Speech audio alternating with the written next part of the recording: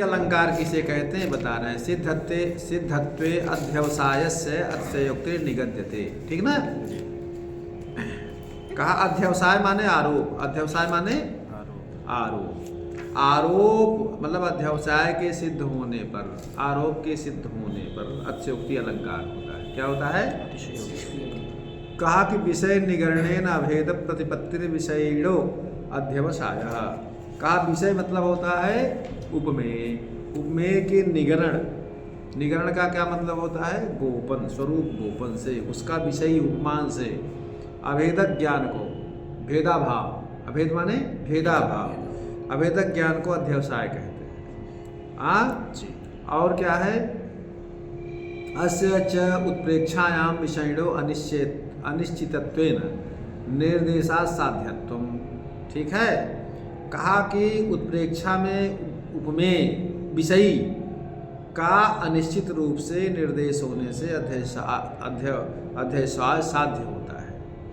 लेकिन अतिशयोक्ति में इहितु निश्चितत्वेन प्रतीतिरिति सिद्धत्वम। अतिशयोक्ति में क्या होता है? विषयी, समझ रहे हो ना?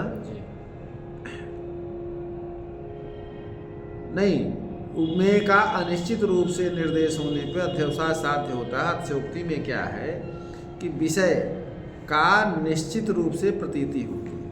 क्या होती है? निश्चित रूप से प्रतीति। तो यहाँ अध्यवसाय सिद्ध होता है।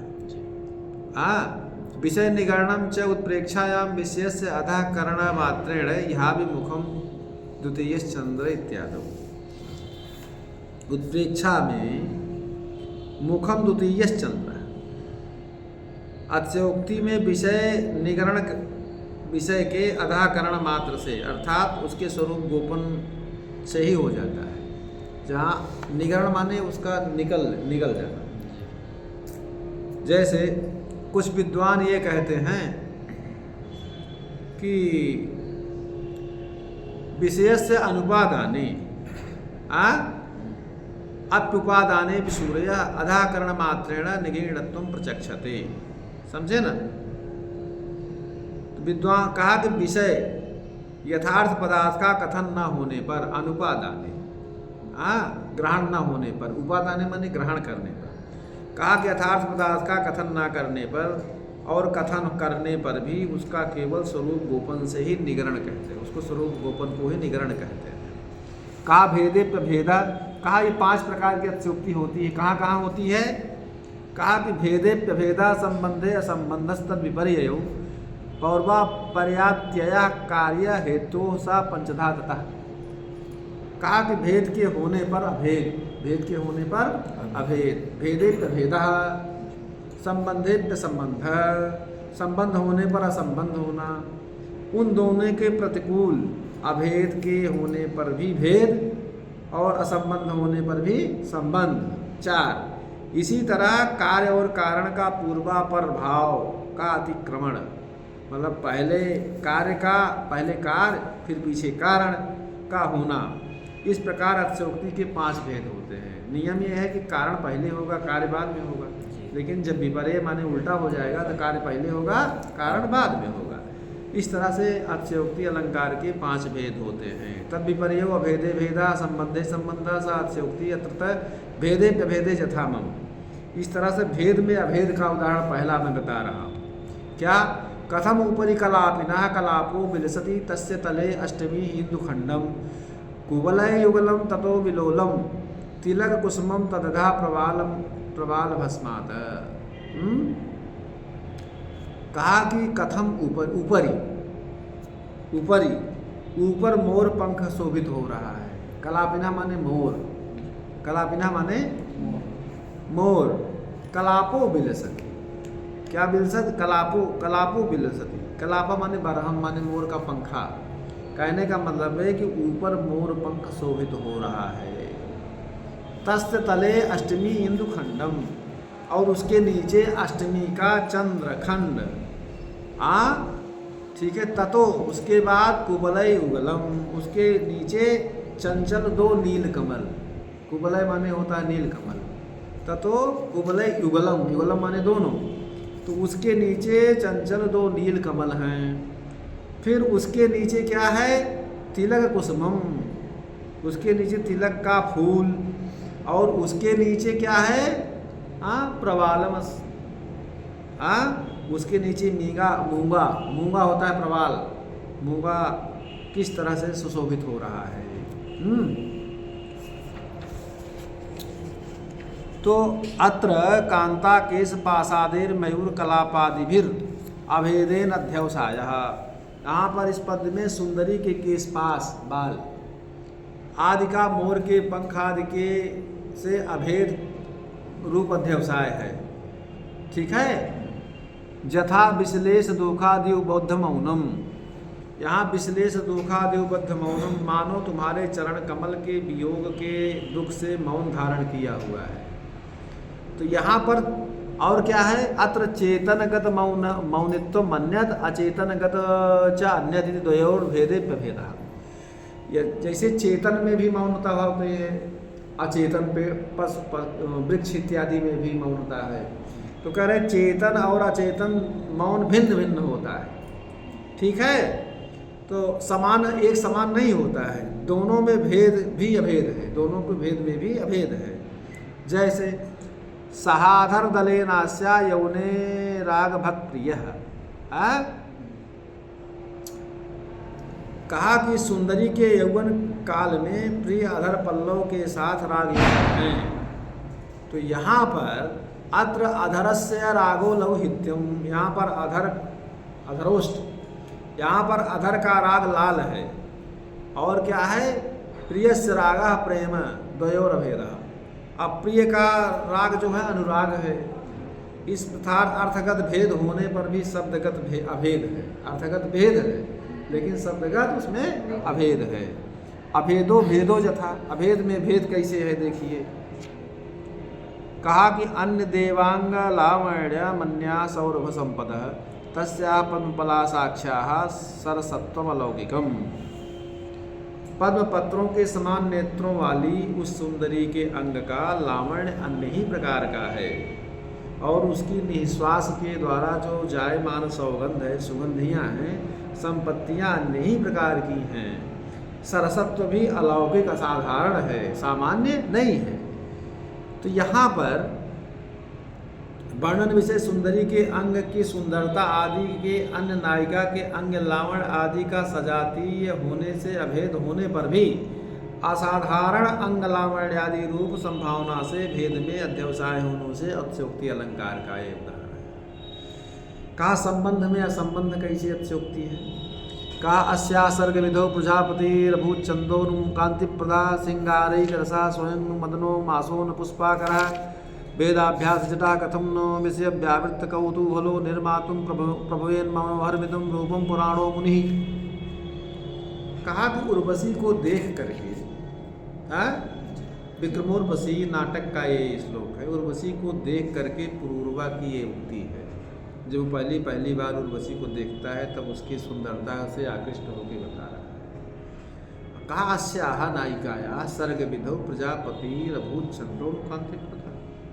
कहा इस जब उर्वशी की सृष्टि का विधान के में सौंदर्य के विधायक चंद्रमा ब्रह्मा जी हो गए थे क्या? मतलब इतनी इसमें कांति जो है, तो क्या पूरी चंद्रमा की कांति जो है, चंद्रमा जो है सौंदर्य के विधायक चंद्रमा ब्रह्मा जी हो गए थे क्या? ब्रह्मा ने इसको बड़े ठीक से बनाया है। अथवा श्रृंगारैक रस स्वयं नु मदनो मासो न पुष्पाकर, श्रृंगार रूप मुख्य रस जो है, श्रृंगार रसों का राजा है, वो मुख्य रस वाले कामदेव ब्रह्मा जी हो गए थे क्या? कामदेव ही ब्रह्मा बन बैठे थे क्या? इतनी सुंदर है। कहा वेदाभ्यास जगह कथन नु विषय व्यावृत्त कौतूहल, क्योंकि कुसुमाकर बसंत मास ही ब्रह्मा जी हो गए थे क्या? क्योंकि वेदाभ्यास के जड़ तथा शब्द स्पर्श आदि भोग्य पदार्थों के प्रति कुतूहल रहित निर्मातुम प्रभवेन मनोहर विदम रूपम पुराणो मुनि, कौतूहल रहित प्राचीन मुनि ब्रह्मा जी इस रूप के निर्माण में कैसे समर्थ हो सकते हैं? अर्थात इस प्रकार का अद्भुत रूप बनाने में कैसे सामर्थ्यवान हो सकते हैं? ये विश्वास नहीं होता है।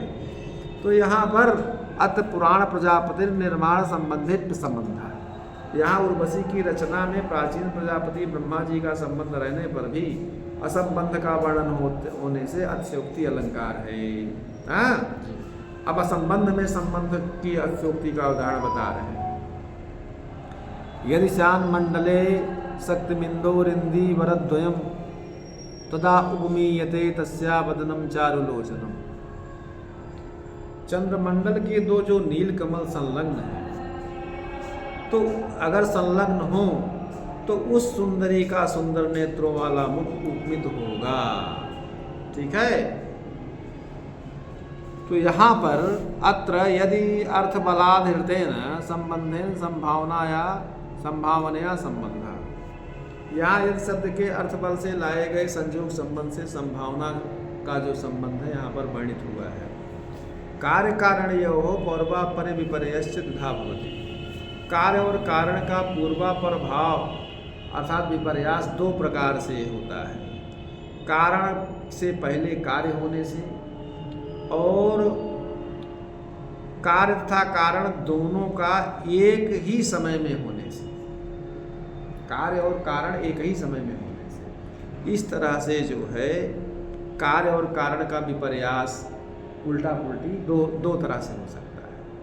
नियम यह है कि पहले कारण होता है तब कार्य है। तो ये इस तरह से भी हो सकता है कार्य कारण का विपर्यास। कह प्रागेव हरियाक्षीणाम चित्तम उत्कलिकाकुलम पश्चाद उद्भिन्न बकुल रसाल मुकुल स्त्रिय।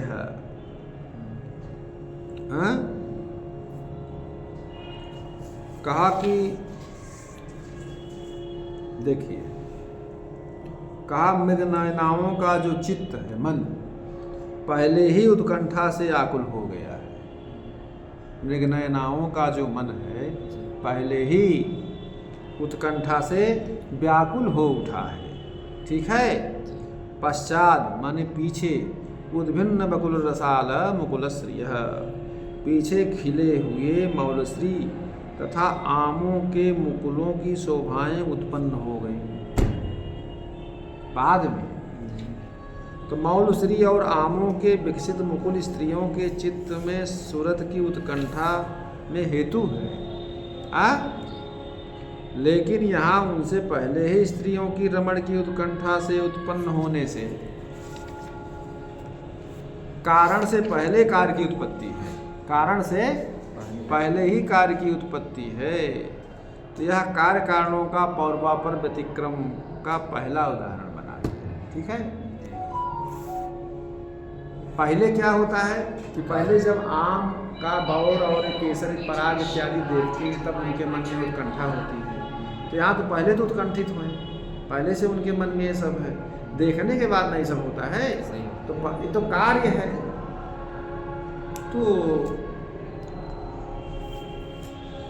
अब समम समानता का देखिए, सममेव समाक्रांतम द्वयम दुरदगामिना तेन सिंहासनम पित्र्यम मंडलम च महीक्षिताम।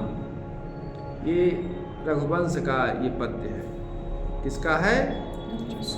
रघुवंश के चतुर्थ सर्ग का रघु के वर्णन परक यह पद्य है।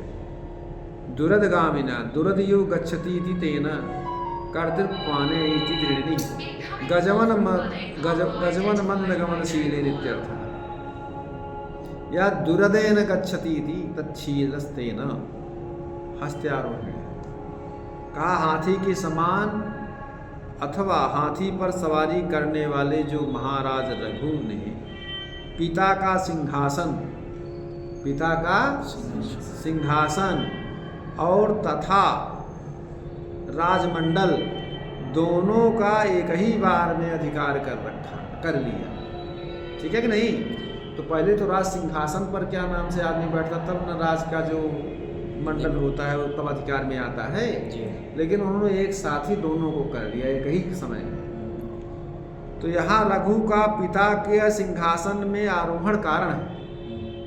हाँ, ठीक है। अच्छा, और राजमंडल को अधिकार में ले लेना कार्य है।